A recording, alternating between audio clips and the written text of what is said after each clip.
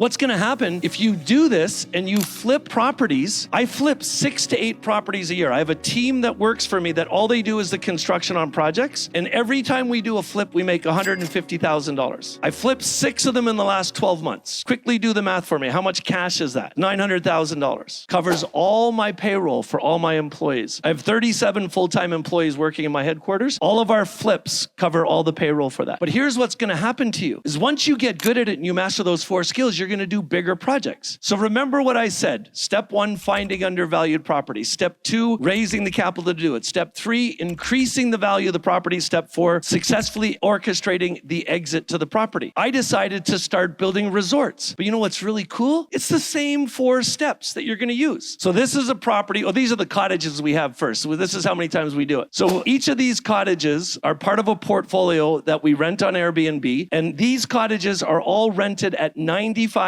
occupancy. Every one of them. Every time we add a property, the same thing happens. And as you're looking at these, you'll see all these cottages have one thing in common, and it's why they rent so well. So this is a lakeside cottage we rent. This is a cottage in the middle of the woods, a little tiny home. This is another little tiny home in the middle of the woods. Are you guys starting to see what looks the same about these properties? This is another one we have in Saskatchewan, and then these are in Prince Edward Island. And you guessed it, the thing we have in common in these is a concept that I created and trademarked called the Mini Nordic Spa. A hot tub, a cold plunge, and a sauna. If you're going to go to an Airbnb unit with your favorite person and spend a week there, which cottage do you think you'd have more fun at? The one that's just a cottage on the side of a lake, or the one that's a cottage on the side of the lake with your own spa at it? So that's what we do at every single one of our properties, and they look the same. Now, getting on to scaling a portfolio, once you master those 4 skills, you can do anything with it. What I decided to do was build resorts. I created a goal to build 30 to 40 luxury resorts across Canada using those same 4 skills. So this is a property that my company acquired in Napanee, Ontario. It's a lakeside cottage property. There were 10 cottages on the property. It's on one of the top walleye fishing destinations in North America. There's a farmhouse on it, a little swimming pool in the maintenance building. We put together a plan. I bought it for $3.2 million.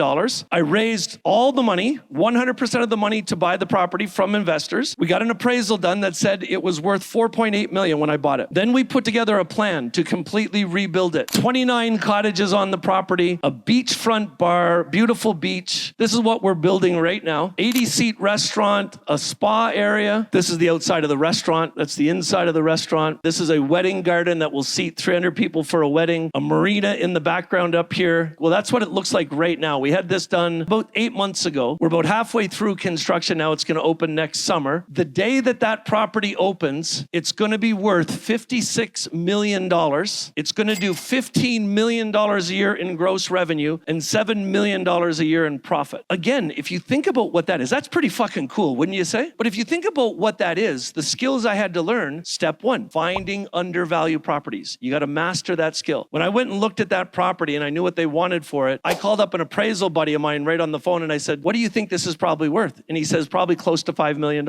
So I got the place under contract. I got an appraisal done. I knew I was buying something undervalued. Step 2, raise all the capital. I got really good at raising money. And I'll show you how I raise money in a minute, but I went out right away and I got the $3.2 million to buy the property. Then I put together a team and we decided what we were going to do with it. When we figured out what we were going to do with it, which was 28 new cottages, a restaurant, a convenience store, a welcome center, a convention center that seats 300 people for a dinner, and a full wedding garden, and a marina that can dock 60 boats at it, the total budget to do that renovation was $29 million. So I went out and raised $29 million. Now, when the asset is done and we open the property, it's going to be worth $56 million. And this is the most important part. The art of the exit is how you're going to build the biggest portfolio. You start thinking about the exit before you acquire the property. So before I waived my conditions, I knew the place was going to be worth $56 million. Why is that important? Because I know in commercial real estate, if you want a bank to give you a mortgage, they will never go above 60%. For this deal to work, I had to know that whatever it's going to be worth when it's done, that the debt I would have against that value can't be any more than 60%. And so I got another appraisal done called an ARV appraisal. Tony was talking about earlier. Appraisals will give you values of what you're going to do when it's finished. And he said it's going to be worth $56 million. So I knew 60% of $56 million is $30 million. So I called Meridian Credit Union, which is a major bank in Ontario that does this type of financing. And I showed them the project. I said, what am I going to do? I said, I'm going going to raise all the money to do this, but when it's done, if I run this property and hit my financial goals for a year, will you refinance the property and give me a mortgage for $30 million? And they said yes. So now I know it's a deal that's all planned out. I know what my exit is. I've set up my exit, and now I just have to execute on it, put the right people in place to do that thing. And so we're building resorts right across Canada that are the same way. This is the project we're actually raising money for right now. This is in Lake St. Peter, Ontario. I'll show you more pictures of it later. In Prince Edward Island, we have this property here. I paid $1 million for it. It's 4 acres of land, and we're turning this into a full Nordic spa and 27 cottages. This property is going to cost us $21 million to build. When it's finished, it's going to be worth $77 million. It's going to be the first Nordic spa in this province, and it's really stinking cool. I'm excited about it. This is the Lake St. Peter property I was telling you about. We bought this property. It's 4 acres of land for $1.4 million. It had 5 cottages on it and an old farmhouse. We're turning it into 16 cottages, a restaurant, all kinds of cool stuff. Beautiful lake, famous for trout fishing. That's what I'm the most excited about. Now, the other thing is, remember I said before, if you want to master any skills to build a big portfolio, master the ability to raise capital. Once you do that, you can do anything you want in life. If you know how to raise money and you know how to get to orchestrate exit so you can get the investors back their money. 2 years ago, you guys saw the mini Nordic spas. I was buying the hot tubs for all my properties from this company, Canadian Hot Tubs. But this company was having a real hard time getting the hot tubs done as fast as I needed them. And I wanted to meet with the owner to see if I could give him some advice on how to get better and build it faster. I sat down with him in his office. I said, I'm here with you today because I need hot tubs faster than you can make them. I need to help you. I'll invest money in your company. I can give you some advice on how you can maybe do this faster. And he looked at me and he said, what I really need you to do is buy my company. I want to retire and I want to get out of it. So what did I do? He wanted $1 million for it. I called up 5 investors and raised $1 million and I bought his company. 3 years later, the company was worth $1 million. Now it's worth $10 million.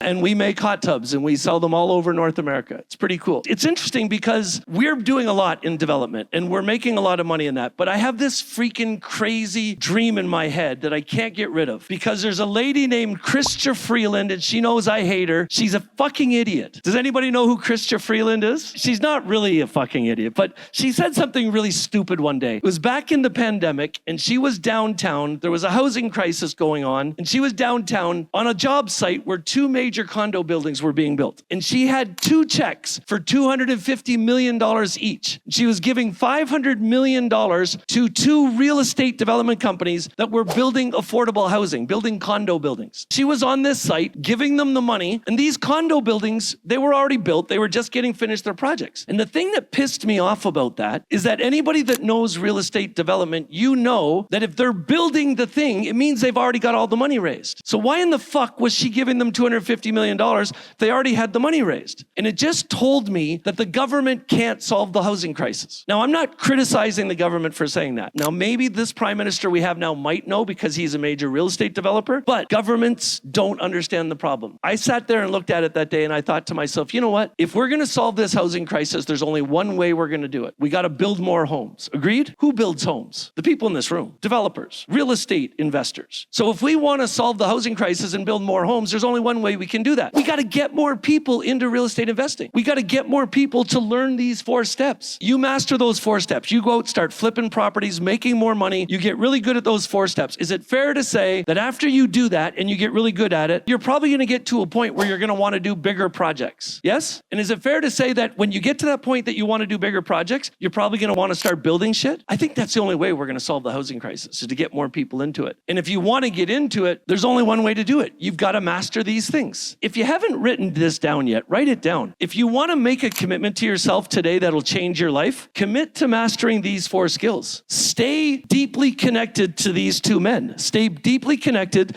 to the Central Alberta Real Estate Investors Association. This is where you're going to learn these 4 skills. It's really simple. Once you get these things in your head, it'll change your life forever. You'll understand it. Number 1, buy undervalued properties. That's a property I bought from Tony. It was worth $600,000. I bought it from him for $400,000. This is a resort. I bought it for 3.2. It's worth 4.8. There's lots of things you can do to figure out what things are worth and what you're going to pay for them as you go through it. The second is acquiring with debt. Now, I could spend all day telling you what you need to do to get really good at raising capital. I do many, many events where I do spend all day teaching this to people, but I'm going to give it to you in a nutshell. You have to get great at communicating. You have to understand, if you want to raise capital, if you want to raise money for your real estate deals, here's the thing that you have to understand. It's the most important thing. People don't invest in real estate projects. My company in the last 5 years has raised over $50 million from Canadians. And if you go to any one of my investors or lenders, they've all invested in the Hay Bay project or the Lake St. Peter project or the gold mine that I bought for $1 million.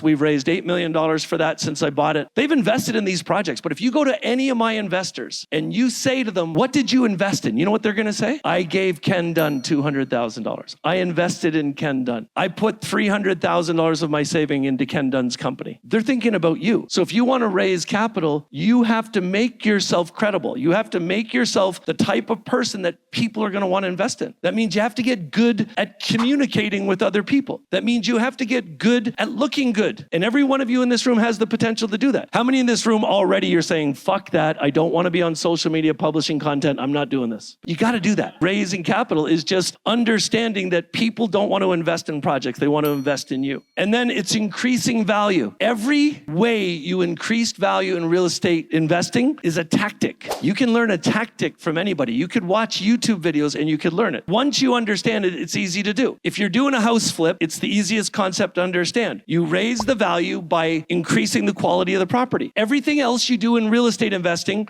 raising value is 2 steps. First step is you got to increase the quality of the asset. So you got to make the real estate itself better. You got to renovate your apartment building. You got to renovate your commercial building. You got to rebuild your resort. The other part that raises value is revenue. When you're doing a valuation of a major apartment building, they're going to look at the rents and the increase in the rents. So when you make the building better building, you can charge more for the rent. The value of real estate in Canada goes up $1 million per 100,000. So what that means is every $100,000 in revenue you make in a business, that'll increase the value by $1 million.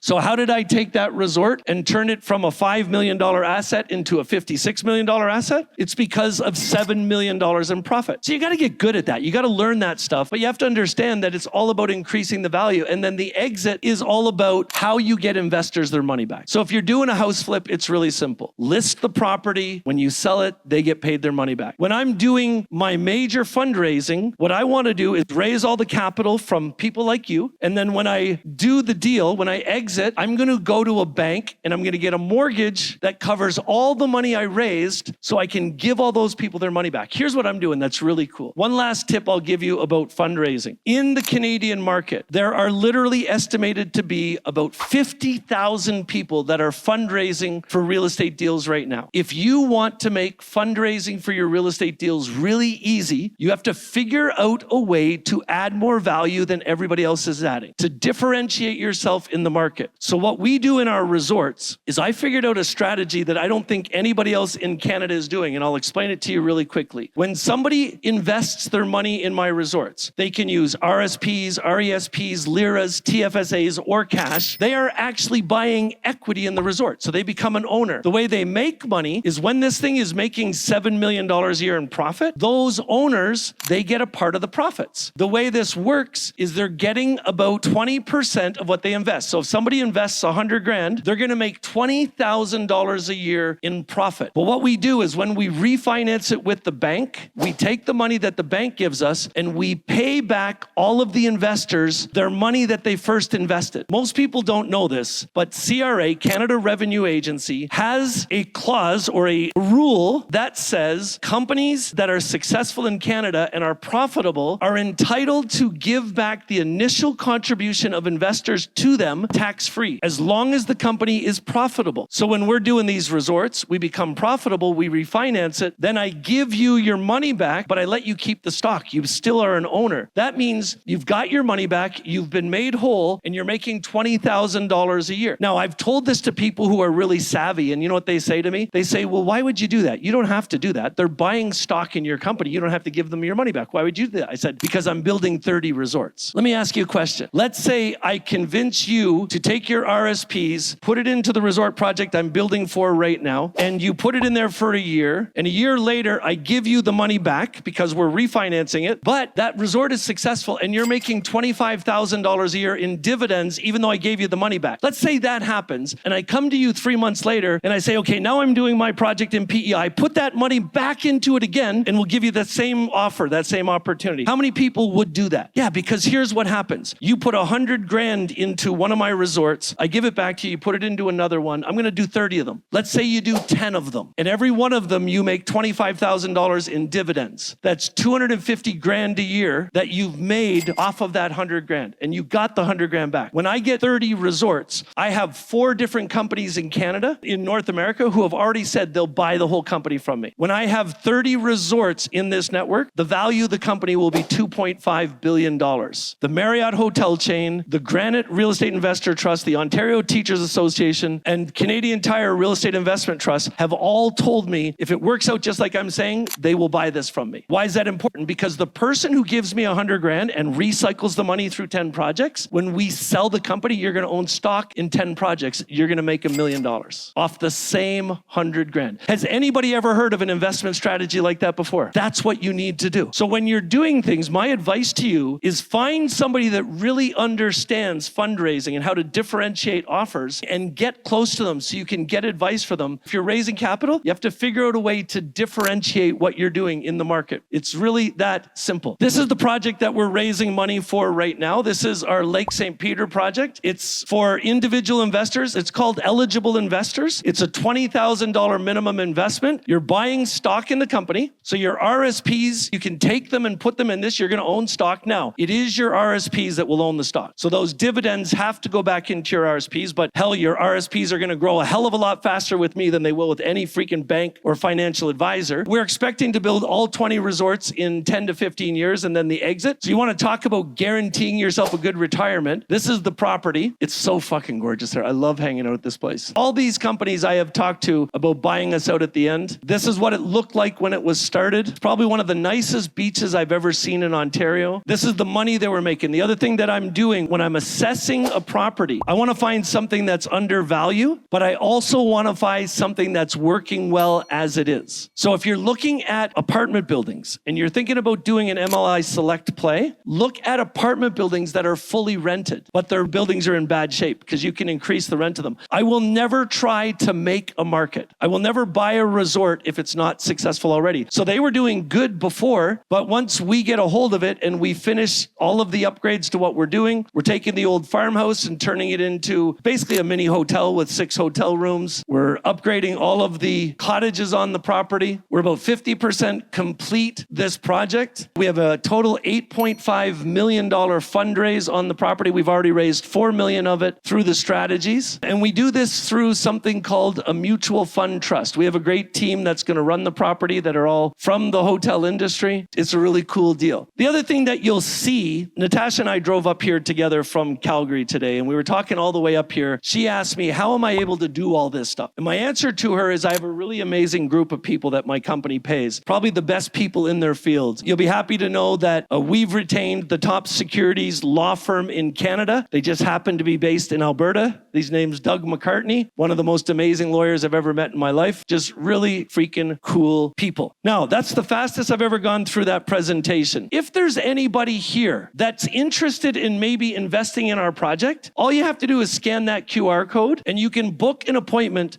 to talk to our exempt market dealers. We have a team with a company called Atlas One. Our exempt market dealers are all securities regulated guys that are allowed to sell these securities, but you can talk to them. They'll tell you what it's involved. I can tell you that this resort is going to open in May, and we normally have to wait a year to refinance, but you'll start making dividends once we open in May. A year later, we're going to give you back your initial capital, and you can cycle that into the next project for us. So the big thing I want you to remember from this rant I just went on for the last 40 minutes is that if you truly want to succeed in real estate investing, master those 4 skills. If you're just getting started, start with something like house flipping that can put cash in your pocket and use what you learn in those early days to get out there and build houses. Let's crush this housing problem we have together. Thank you very much.